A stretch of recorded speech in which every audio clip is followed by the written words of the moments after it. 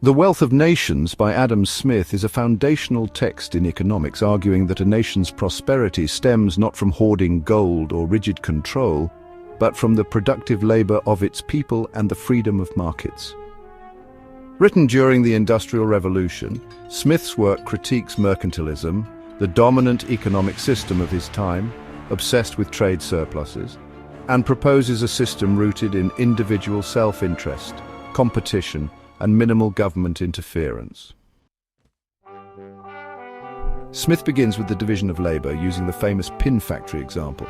By splitting tasks, drawing wire, cutting, sharpening, one worker's output soars from a handful of pins to thousands daily.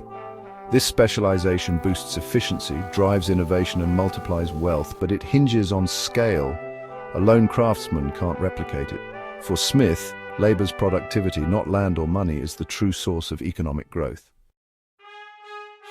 He introduces the invisible hand, a metaphor for how self-interested actions unintentionally benefit society. A baker doesn't bake bread out of charity, but to earn a living, yet his work feeds the town.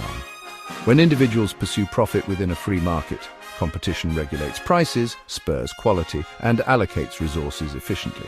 Smith sees this as a natural order, far superior to government meddling, which he views skeptically.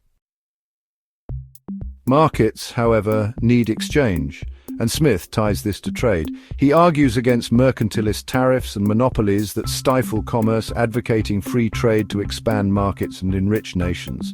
A country should focus on what it produces best, its absolute advantage, and import the rest. A precursor to later trade theories, wealth flows from cooperation, not isolation. Smith isn't naive about human nature. He warns of monopolies and collusion, where businesses rig markets for profit, and calls for laws to preserve competition. He also critiques the idle rich and exploitative employers, noting that workers' wages should reflect their contribution, though he accepts inequality as inevitable in a thriving economy. Government's role for Smith is limited but essential. Enforce contracts, protect property, defend the nation, and provide public goods like roads or education that markets won't fund. Beyond this, he distrusts bureaucrats, arguing they lack the knowledge or incentive to manage economies better than individuals do themselves. The book spans 5 volumes, blending theory with data, prices, wages, historical trade, making it dense yet practical. Smith's style is dry but insightful, reflecting his Scottish Enlightenment roots. He challenges feudal traditions and colonial exploitation, seeing economic freedom as a path to morale and material progress. The Wealth of Nations reshaped how we view wealth creation, laying the groundwork for capitalism. It's not a blind cheer for greed. Smith wrote a companion work, The Theory of Moral Sentiments, on ethics, but a case for harnessing human nature productively.